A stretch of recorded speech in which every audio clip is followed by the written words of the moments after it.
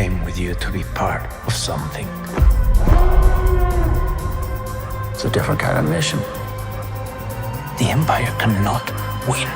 I'm Tony Gilroy. I am the showrunner, creator of Andor. I'm here in the IndieWire studios in New York to discuss season 2 on the Toolkit podcast. So this is my understanding. It's 2017, and Kathleen Kennedy shares with you a pilot for something that's going to be like an Andor-like series. And I think by your own words, you wrote almost a manifesto back of what this could, or I don't even think it was something that you were thinking of yourself, but like, this is what it could be. This is what it should not be. Is that kind of the start of this?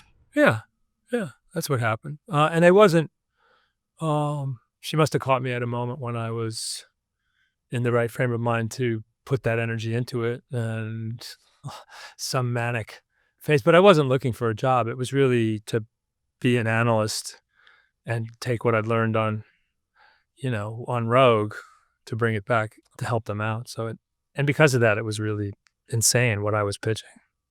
And at that time, the idea of a big Star Wars movie is obviously plausible, but there's no avenue to make a big show like this. I think it's hard to remember, but after Rogue, they were very, very full of the possibilities. And I think streaming was starting to, you have to go back and really look at the headlines and see where they were, but streaming was starting to come in. I don't think the economics of how big they were going to have to go was on the horizon, or that their appetite to do that was there yet. Yeah. I bring it up because obviously the possibility of doing Andor does come with the fact that they start to do big series and things like this. And I was reading an interview with you, I was getting ready for this, and you said something along the lines of, while you were shooting season 1, there was kind of this, and you were starting to think about season 2, this realization of what your original plan was, of maybe a 5-year, 5-season thing. There was kind of some kind of reality. I don't know if it was a conversation you had, or just maybe just looking at the landscape here, like, that's not probably the way direction. No, it was very dramatically. No, we were in Scotland, and it was after COVID. I had quarantined, and I was able to come back, and I was up in Scotland with them because I don't really spend much time on the set. That's not my. But I was in Scotland for much of that, and Diego and I were there in this little hotel in Pitlochry, and just gorgeous Scotland, and it was on both of our minds because we all of a sudden were like, oh my God, this is so hard to do. It's so much more complicated than we ever thought. And also, look, he's got to age into something that's taking 10 years earlier, and he's 10 years older, and it works for all the other characters, but the legacy characters, the timing is really problematic. And we were like, oh my God, it's going to take 2.5 years to make each season at least. And he couldn't possibly do another. What are we going to do? We told them we would do 5, and that's how we got financed. I think also at that point, I don't think Disney or Lucasfilm were bereft to have us come back and say, we see an ending to this in 2. I'm not coming back. I'm done after this.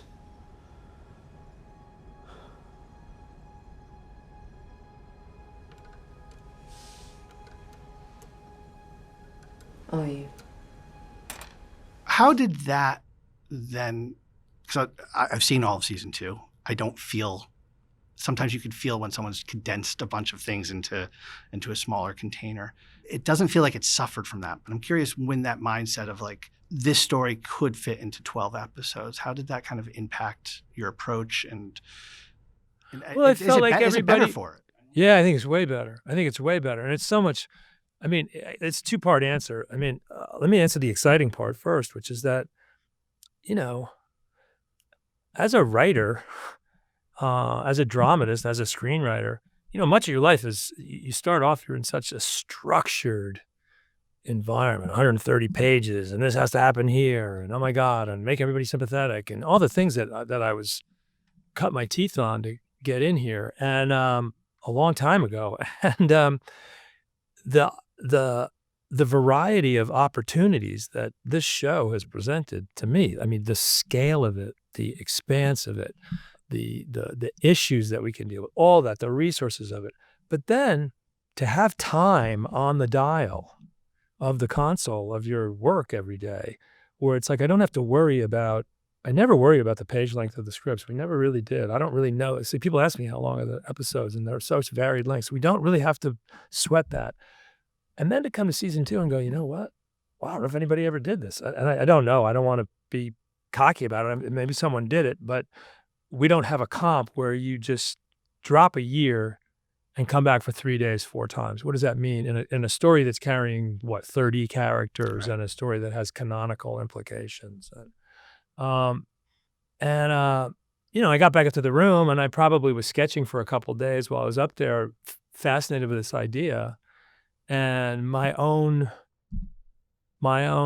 dignity or my own rule book was like, wow, this would lead to a lot of really bad exposition and a bad version. Oh, Chris, it's been so long since I've seen you, and since last we met, and all that kind of shit that goes on. So we didn't want to do any of that. And the idea of negative space, it's almost like painting. It's almost like music in a way. It's like, what happens if we just drop out? Can I come back for 3 days? What will that do?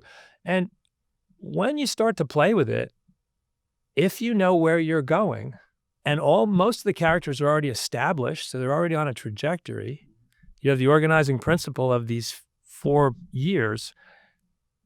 It was a gas to put it together. It was really exciting to do. And there's something that you did in season 1 that you leaned in, I think maybe even more into, the 3 episode cycles, which just beyond the negative space. Yeah, no. It seems that mode of storytelling seems to really help you as a storyteller, but also I imagine as a showrunner too, right? You'd probably have to ask somebody else. It's my understanding that this was a European model. This was a British model. And Zana Wallenberg, who was she is the mother of this show. I mean, she's and my blood sister forever. I mean, she's as responsible for anybody that this is here. She laid that system on, okay, here's the system, and here's how we do it in Europe, and a director will come in and do these blocks of 3. And our prep, we prep for these blocks more than most movies prep, so this is legit. And the directors they come in for a very long period of time. And then occasionally we have these, for budgetary reasons, we have what they call tandem blocks, where there's sometimes 2 and 3 directors working the same time, Right. swapping lenses from different parts of Pinewood and doing different things like that. This was their system. When you're under this much panic, I was panicked. Seriously panicked when I realized what I had done and gotten involved in this. When you're that panicked and that anxious all the time about how you're going to do what you said you were going to do, you're looking for anything that will organize anything. So this was like, you just cling to this. Okay, let's do that. And so that instantly became, okay, that's how I think about it. I always thought about the show in blocks of 3. And it also means that we can have 3 directors, because a director can physically do the first block we shoot and the last block we shoot. Now, sometimes that's the first 6 episodes of the show, but Let's just jump in and talk about episode 3 with the wedding as an example. It strikes me that both the trick and the joy is how everything can converge. And obviously in season 1, getting everybody to Ferrex is the storytelling. But it's like there's something here, and the wedding episode is really interesting in the sense that like you use that dance and the music of a sense of things colliding that maybe are thematically colliding. It's and that these things are joining together, and that seems to be like the real trick here of. Look, if you're going to carry this many characters, and we have 400 speaking parts over the 2 seasons, 389 or something they told me the other day. And I'm carrying what? How many characters do you remember? 30 maybe? There's a responsibility to you got to take attendance. You can't leave anybody, or if you leave people out for a certain amount of time, you're bringing them back for a surprise or doing something like that. But you're right. In the same way that I need everybody to get together in Ferrex at the end for the funeral, and that's a complicated bit of construction.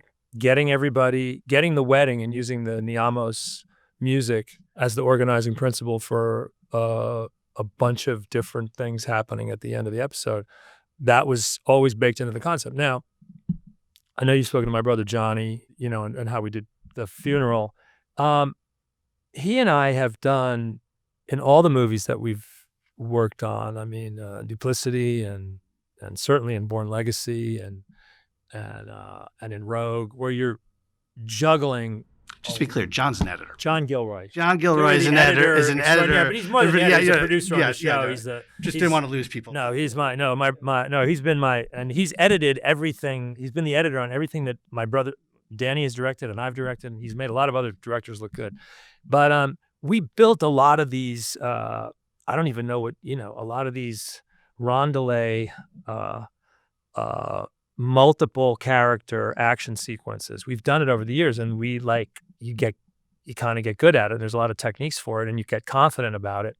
Not a lot of people do them. They're really hard to do because there's a lot of timing, and you lose people. Well, if you do it wrong, you lose people, and you do it and you lose people if people feel like this conversation, we went away from it so long, and we come back, you feel like the same amount of time hasn't passed. If you cheat, that doesn't work. It doesn't work if you don't have a good sense of geometry, if the audience isn't oriented spatially, if the director isn't doing it. They're really, really complicated. They're very technical to put together, and there's a lot of techniques to how to do it. And so we were just like, wow, we taught Ben Karen and Damien Garcia and his whole team how to do it on Ferrix. They took our idea. We said, this is how we do it. And they took our idea and all their iPhones and everything, and they went out and did a better version. We go out with iPhones and we cut it all, and we have silly versions of stuff. And they did a better version. So we were feeling pretty cocky. And we're like, wow. There was a lot of doubt about whether it would work out and whether that piece of music would carry. You're talking about the wedding or the funeral march? Are we talking about the wedding music? No, the funeral march was a gimme. We knew that was going to work. But this time I'm adding music that's not easily indicated by the other sequences, and saying, okay, we're going to do this. We need this EDM dance mix. We're going to use that as our bed for 15 minutes at the end of this thing. Everyone's like, oh my God, and a lot of rolling eyes, but I was indulged throughout the way, and Johnny became a believer. And then you mock it. You just build versions of it. You mock it and mock it and mock it and mock it up, and storyboard it in your way, and yeah. So but it's very conscious. Yeah. There's a moment, the first scene with that woman. I think when you meet, I think maybe she's on her first double mission for rebellion. She's nervous, and I think in TV we're used to, that character's going to come back, or this is going to pay off. And really, there was that moment of exchange with Cassian that resonated so much. I'm wondering if you could talk a little bit about starting the season with that and what that meant, because again, it's not a plot point. There's a moment of character interaction that stays with you. Well, when we leave him in 1, he's on Luthen's ship. Everybody's been trying to kill him. He's been through all the things that we know he's been through, but a lot of the other people that he's surrounded with don't know what he's been through. And he says, and he's legit, man, just kill me or take me in. And that's where we leave him. So I'm dropping a year, and I need to do so many things. I need to establish how we're going to do that all the way through. I need a proof of concept of how that's going to work and that people feel comfortable with it. And the most important thing is I want to say that he really his job title has changed. He's no longer a recruit. He's no longer a possibility. That's a leader's speech. That's a leadership speech. That's a speech that he could never have given in the first season.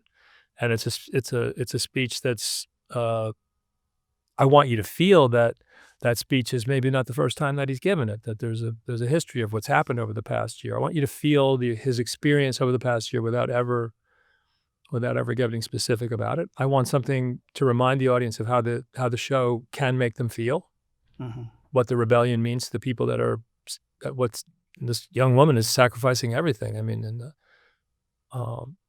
what does she say? The line in there that she says in there that was such a key for me. Oh, she says, I've been happy here. That's the line when I'm working, and that's the line that really pulls it together for me. She's, I've been happy here. That may sound strange to you. And so she's really human. She's really sacrificing. She's never going to be back in this place again. So I wanted something really elegant. I'm also, everybody said we started so slow before, So part of me is kind of like, fuck you. And so I'm like, okay, well, there's no music and there's this speech, and maybe some people are squirming for a minute. And they don't squirm after that. The one that registered with me when she says, is it worth it? And he says something along, it's this. Yeah. It's this moment that you and I are having right now, a shared thing where it's like this is what makes it worth it for him. No. I mean, this sounds so perverse. It's almost like, I don't even want to say it, but it's almost like taking someone's virginity in a way. He's almost like so honored to be there when she's the moment where she's committing to the rebellion, that it's a quasi-religious, it's a very, very important moment, and he wants to make sure she hears it. And it's really good for the audience to know, like I said, that he says it, but I want you to feel like this isn't the first, this is what he's been doing for the last year. It's also an interesting setup because this season, all the characters have these impossible decisions, these moral decisions. If the first season is about the awakening of Cassian and Ferrix, this is now the reality of the sacrifice, but also you've set this up so that each of them very much has this kind of moral decision, but also a sense of sacrifices they're going to have to make. And there's a thing here with that where this is worth it. This little interaction. I might not be able to have the wife and the kids, or I might lose something. And that seems to be a big part here of like how you structured this, is those impossible choices, those moral choices that everybody has to make. I think that's one of the things that was so exciting about the show, that I intuitively knew, that kept me going when I was really afraid of the show. I mean, drama there's all kinds of things that I don't even know all the rules. I'm not a for all the time I've spent on drama, it would take me a long time to make a cogent lecture about it. But I do know that all of a sudden in this piece of material, this piece of meat, the opportunity for people making decisions that mattered on camera legitimately without like forcing it, the organic decisions that are coming up constantly, is just gold. And it's just so exciting to do that. And so you're right. Yeah, I mean, and the show starts with a very, very major decision. This woman's going to give him the keys to that car. She's going to walk out of her job. She got 12 minutes to get away, and she's going to be on the run for the rest of her life. Obviously, there's a lot of factors in doing something like this and spending, I don't know, you tell me, 5 years of your life, but it could be a lot more. Is that ultimately that Star Wars, that battle of good and evil, is that really one of the big pulls here for you? I mean, I think of Michael, I rewatched Michael Clayton and I'm starting to see the decisions that he had to make and he had to face. And I started to think, is that why this is a good platform for you? The pull of something like this is it's not good and evil necessarily. I mean, I guess it is. Come from the choices that come from. No, but it's no, but it is. I guess it is. It's going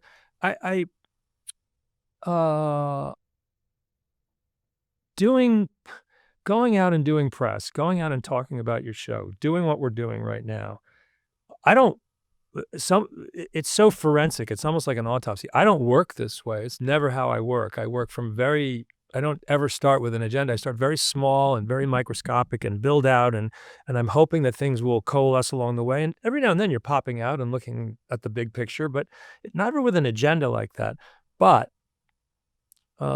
obviously I smelled fertile ground here for what the things that interest me. And I clearly spent 5 years hiding out in the show doing it. I think now, looking back, and because conversations like this and some things I've been talking about over the last couple of weeks and trying to prepare for all this press, you kind of look back. I'm looking back at my other work and going, oh, well, there is sort of a continuum here. Maybe I'm more of a moralist than I thought or ever intended to be, and I seem to be happy dealing with whether it's Devil's Advocate or Dolores Claiborne or Extreme Measures or Clayton or this. I'm comfortable, and I don't have a shortage of things to say when it comes to that.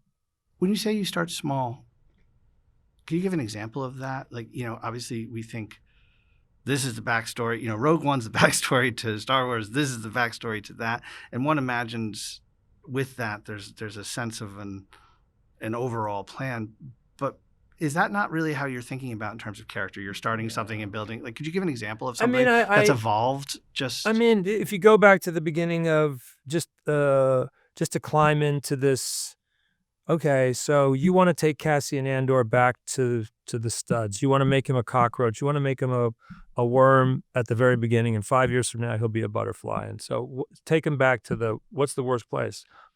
Well, when I start to sketch, now I already know that's what I've already told them in my manifesto that they should be doing. I'm saying, hey, the show should be a guy who starts in a hole and becomes this warfighter, this incredible human. I go, the farther you take him, the better off your show is going to be. I was also saying, I don't think you can have K2 all the way through this show, which is what they kept wanting to try to do, because that was let's have a Butch and Sundance show where they go on. I just basically was saying, if you watch Rogue One, it's pretty clear that I think there are 3 scenes in Rogue One where you see us very artfully, oh, I can't go with you because he can't go. He's like the worst piece of luggage in the world. He's not a spy. You can't take him undercover. I mean, he's a 7-foot tall, KX unit. He's so inhibiting. And if you watch Rogue with that in mind, how many times he is not allowed to get out of the ship, or I have to wait here and do something. I think you're gonna have a whole show where you're gonna try to make 40 episodes of a show where they go on a mission. So I knew that, but I'm digressing. But I start and it's like, well, I don't know. I know I want him to be from this other planet. I want to explain Diego's accent. I was really uncomfortable all the way through Rogue why people had accents and spoke English and didn't have another language. So I wanted to deal with his origin story. I knew that. I thought that's an interesting thing. And I don't know, maybe he'd go look for his sister and go to a brothel. And then the thing came up with the 2 cops, and I'm sort of sketching, and I ended up with this really hinky moral question. And that serves 2 purposes for me. One, it's really dramatic and it's really interesting. It's also a challenge to Disney to say, hey, we're going to put a brothel and a murder in the first 10 pages of the script. You're going to let us do this. So there's some bit of that, maybe. Let's have that conversation early. Yeah, no. Before we close our deals, let's find out if we all want to make the same show. Wow, I need an adversary. Wow, who's the cop who'd catch that case? And then, I sketch a scene, and the scene with him and the inspector. Someone asked me the other day on a thing, what's your favorite scene in the whole show? And I shocked people. I said, well, the scene that means the most to me is the scene with Syril and the inspector, because it's the one place where the show is rolling, where people are watching the show, where I feel comfortable all of a sudden. I was like, if I get to that scene, and that scene just sort of, it popped up. It became one of these landmark scenes, like, oh, he's changed his uniform, and oh my God, what a little asshole he is, and like, fantastic, and what a cool Javert, and what would he be like? And so I'm building from there. I'm not saying, oh, I need some ancillary corporate. I'm really working small. Periodically I'll pull out and say, what's the big picture and where am I going? But really it's a microscope almost all the time to get there. One of my favorite episodes is episode 10 this season. Me too. And Luthen, it's Kayla, right? Luthen and Kayla. Kleya. A basic question, but I'm also curious the motivation. Is that something that you had always thought about? Yes. You had always thought that they had a back. You think of their backstory. I had a variety of backstories that a couple that Stellan and I spoke about early in the first season. One very elaborate one that was very complicated, and the one thing he didn't want, as we were sort of shotgunning around what they could be. We always knew it would be for this later on, to be explained later on. The one thing he didn't want was he didn't want revenge. He said, I don't want it to be a revenge story. I see that in some of the other characters, and I think that's the one I don't want. This revealed itself as the second season started to roll in, and we also, Elizabeth Dulau, who plays Kleya, was such an incredible surprise. It's her first job. She came right out of RADA, and we had a couple actresses who were signed up for that part who got offered other things along the way, and we let them go, and suddenly we have this young actress, and we don't really know. She's very good, and the audition's very good, and her scenes are very good, and she's very brave with Stellan, but how good is she? And oh my God.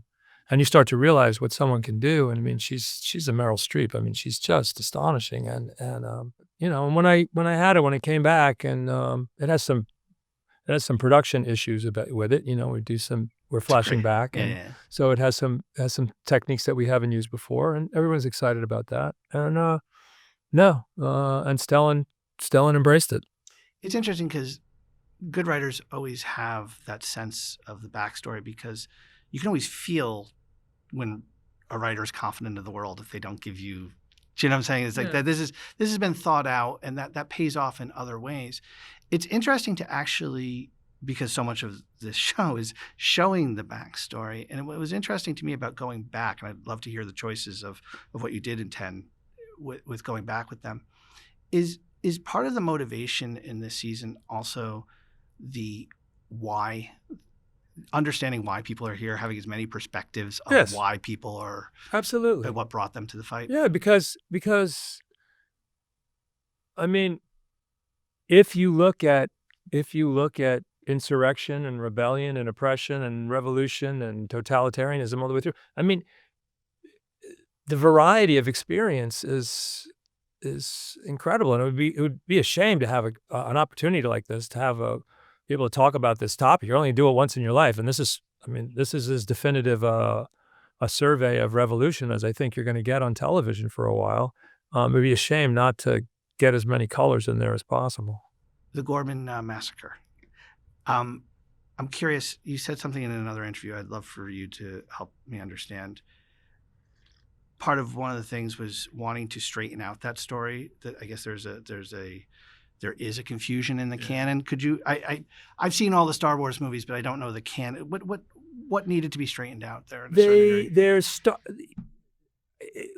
I don't want to digress into a whole canonical layers of canon, because it's not only, I know a lot of it, some of it I'll miss, but it's so arcane and it's so complicated, people will just doze off. The people that are into it are really into it. There are so many different pieces of Star Wars content, and they go from fan fiction up through, comics, through novelizations, through all these different things, all these different layers.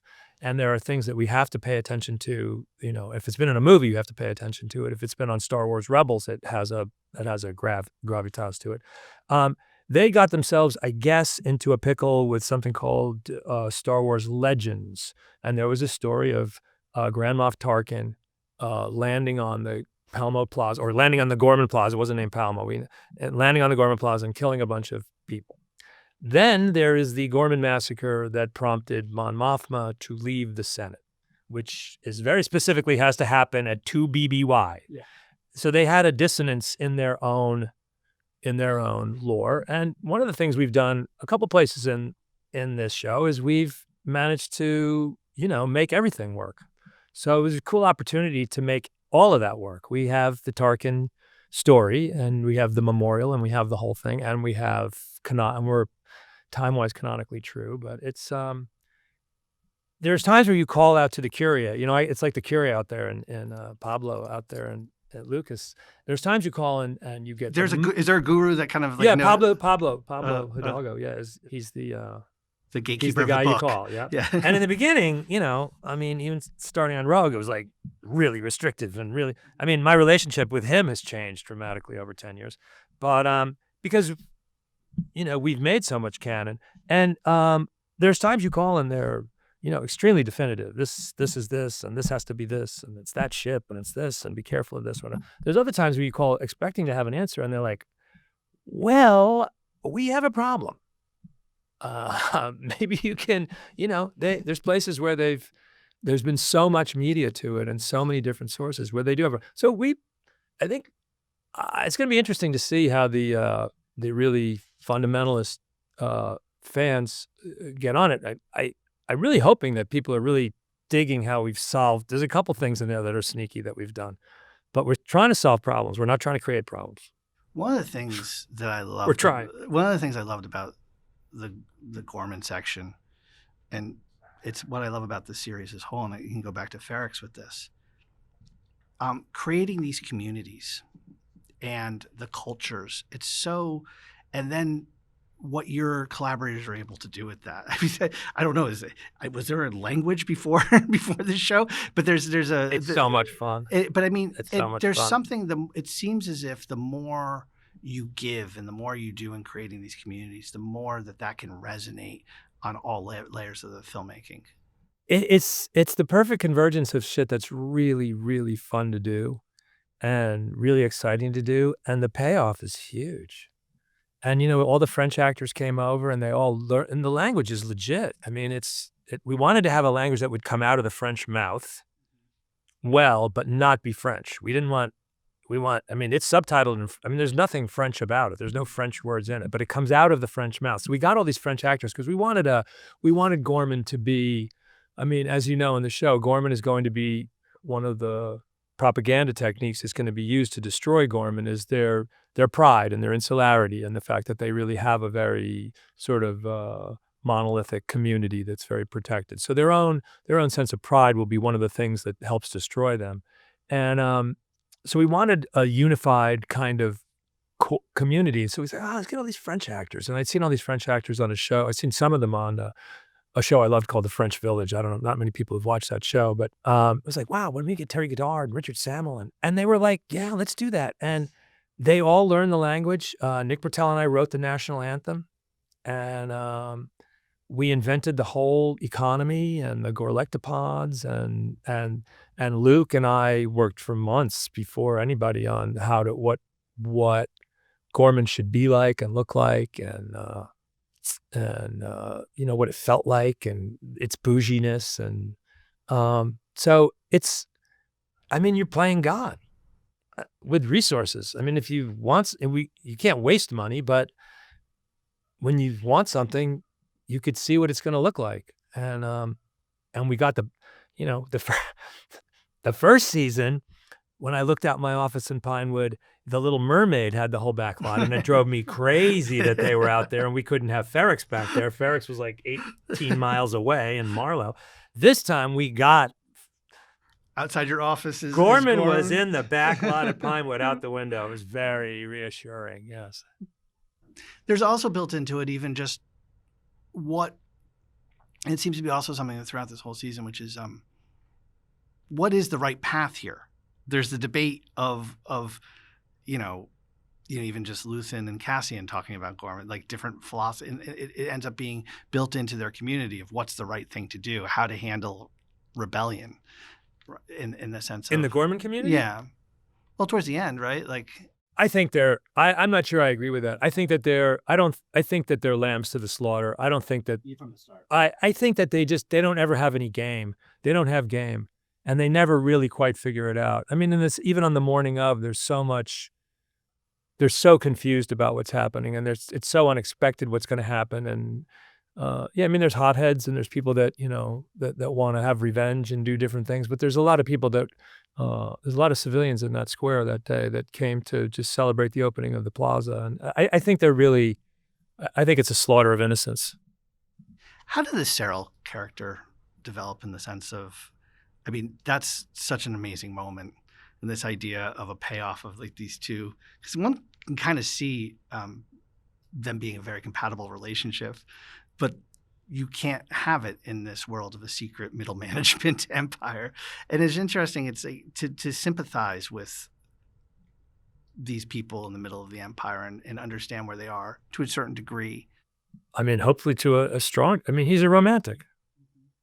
He really is. He's a romantic character. He's raised in a box by a sort of emotional alpha predator, and the chaos of all that, and his fantasy life must be pretty loud in his head, and it's gravitated. If you're, sometimes you become the things you fear to save yourself, and sometimes his need for order. To fight chaos is become a cop, play by the rules, get my uniform tailored, that's everything. So, but he's the romantic version. His attraction to the empire is, I think, romantic in a way. And so when Dedra appears, their first date is in the interrogation room. When she appears, she represents so many familiar. She's another emotional alpha predator, and she represents the empire, and she has authority, and she's, what does he say? I want the same things you want. I think he's just absolutely bedazzled by that, and it just enhances everything. Every commitment that he had to the Empire is now trebled by her. And she puts mom in place, which is like, well, yeah, no, that's a very, yeah, I wait to see that meme. I think there's a lot of people who are gonna like cheer that one on. No, I know, it's a satisfying moment. I'm just assuming, I'm gonna jump to episode 9, which I mentioned before. I thought was, I mean, I love the season, but I thought was the strongest episode.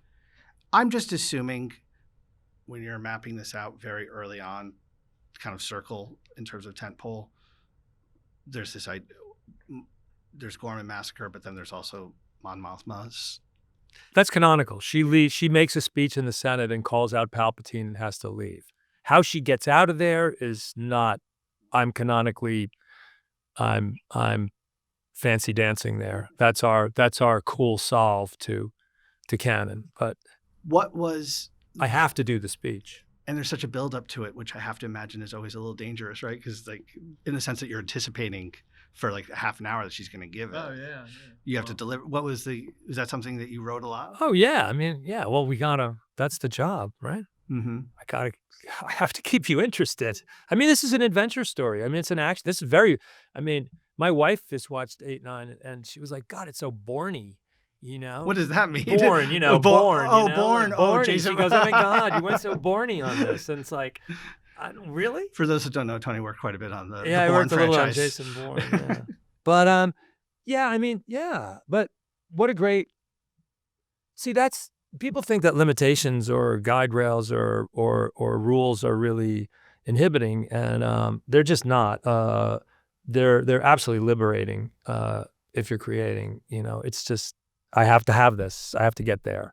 I have to do this. I have to do that. Okay, fine. I have a frame. I can fill in around that. There's something to shoot for. So yeah, it had to be, God, if we're going to do it, we got to make it as exciting as possible. I know the goal is to make something timeless, but when you have something like what she says, the element of the truth and the divide of the truth and what is being said. I mean, just in the years that you've done this, I have to imagine it's hard to not be thinking how an audience is not going to be a modern audience is not going to be drawing connections to modern day politics. No, I'm not writing with a newspaper. I think that idea is not that idea may be more in focus for some people now than it was 15 minutes ago or half an hour ago or 2 minutes ago or a year ago. But that idea has been on the table for quite a while. That idea was prevalent all through COVID. That idea was prevalent all through, but I am trying to be timeless, and I don't, history is relevant, and this is I don't know, that's a speech you could have delivered in 1937. You could have delivered it at the show trials. You could have delivered it in Tiananmen Square. You could do, where doesn't that speech work? Mm-hmm. I don't know. So no, I'm not looking at the newspaper when I'm writing this. Her escape. It's one of the most exciting parts of it. And I think one of the things that's really exciting is that after she gives that speech, what did she say to him? She says, I'm not ready for this. Yeah. And it's one of the things that a really great action scene can do is not only the action, but we see her transforming in the course of trying to get out of that building with Cassian. And she'd never seen anybody killed, and yeah. I know, it's like, no. When you write an act, because there's a lot more action in this, I'm wondering when you think of something like that, obviously you want to get the action beats right. How do you think about that in terms of story? I just think of it as such a great opportunity. If you look at I'll denigrate myself here. Like if you look at the car chase in Bourne Legacy, which goes on for about 45 minutes at the very end, the motorcycle chase through Manila, it's fantastic. But, and God knows what we spent on it and how much blood and treasure went into it. And then we did Nightcrawler, and we shot for one night. Danny shot for one night with Jake and Riz in the car. I would argue that the car chase in Nightcrawler is actually more entertaining and more dramatic because the issues in the car is so huge. What's going on between Riz and Jake in the car is so huge. The issue it's just better off to have something really heavy going on character-wise at the moment, and it's such an important moment for her. I mean, she has I mean, I would argue, I've said it many times before, I think her character has the most difficult path in the whole show because of all the things that people go through. She has to do everything fully exposed. Everyone's watching her all the time. So Vel can run off and do Aldani and shoot people and kill people, and her life is in danger, but Mon has to do everything just out in front. And so here is this opportunity in an episode to have all of that fall away instantly and have her with Cassian, and like it's just so dramatically cool. We knew from the moment that it was a possibility how much fun it would be to write. Your production designer got I don't know if you call it a promotion. He's also a producer this year, Luke.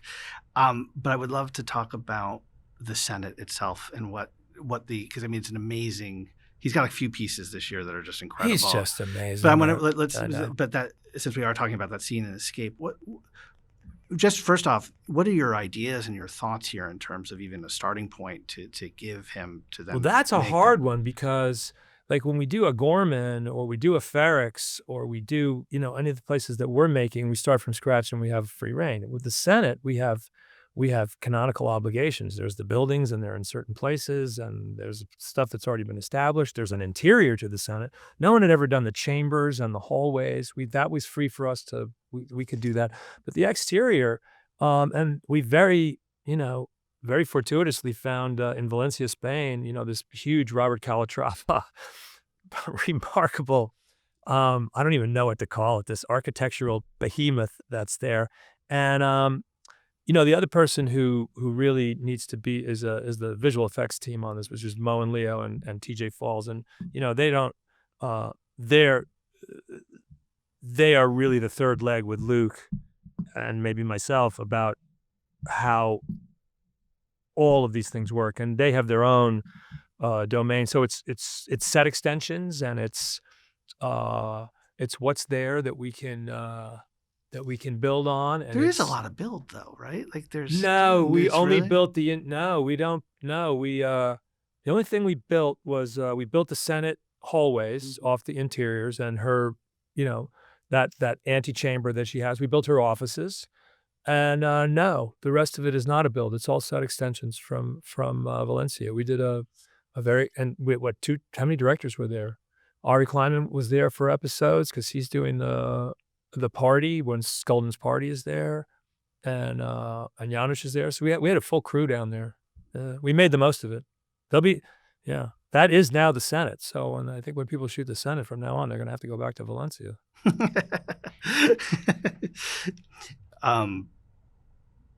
Pablo will tell the next person that, right? He'll say, you gotta go. Well, I mean, they don't hang on to their assets the way that, everyone seems to have to start over again, but yeah. Before we go into the end, I'm curious, just from your own, just kind of big picture, obviously this is going to hand off to Rogue One, but I'm curious, like, what is the idea of a tone or a note or how the feeling, it's a very distinct feeling. I don't know that I was expecting it in terms of that last episode. Was it something that you kind of knew from the start of like, this is the feeling, this is the note, this is the handoff, this is the moment? I wanted to be hopeful. Mm-hmm. I mean, I do think the property, the franchise, the whatever you want to call it, I think it is ultimately a hopeful message after the end of all these different things. We're really putting the audience through some amazing, difficult journeys, and what time does to people that you care about. Hopefully you care about them.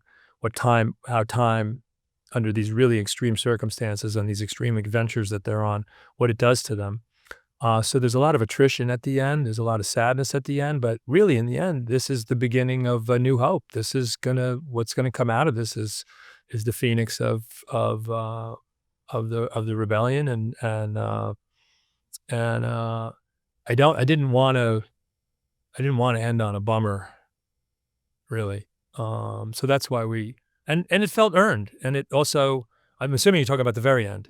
Yeah, and It's quite. I think what I was expecting was a big, like, there's all these big moments that are big decisions and big choices, and this is like, there's no, it's episode 12 is really episode 12 has its own thing where we didn't put a lot of pressure on ourselves there's no pressure to jack anything up, and we really, Alonso Ruiz Palacios, who was directing it, I think in the beginning was like, wow, I get to do 10 and 11, like, is there not, like, people wanted, but we were like, no, this is kind of deliver the pizza episode, and the pizza's emotional, and it's and everybody settled into it, and we took the pressure off ourselves. We didn't doesn't have the same demands on it that the other episodes do, but it has a great responsibility to the franchise. Right.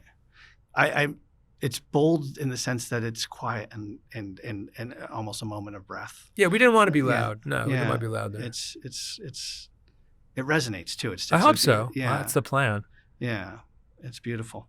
Well, congratulations on this. Thank you. It's quite impressive. What a cool conversation. Thank you, man.